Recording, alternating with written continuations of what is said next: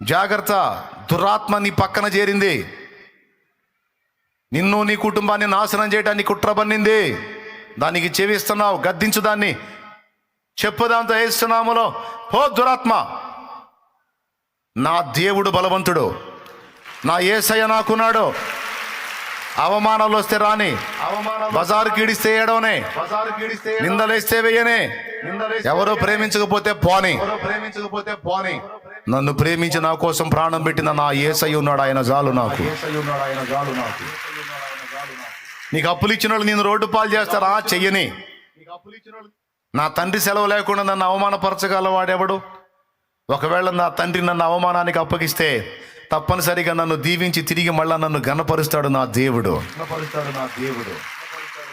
నా దేవుడు బలహీనుడు అయితే కదా నేను చావాలి. నా దేవుడు బలవంతుడు, నా తండ్రి బలవంతుడు, నా తండ్రి శక్తివంతుడు. నేను చావను.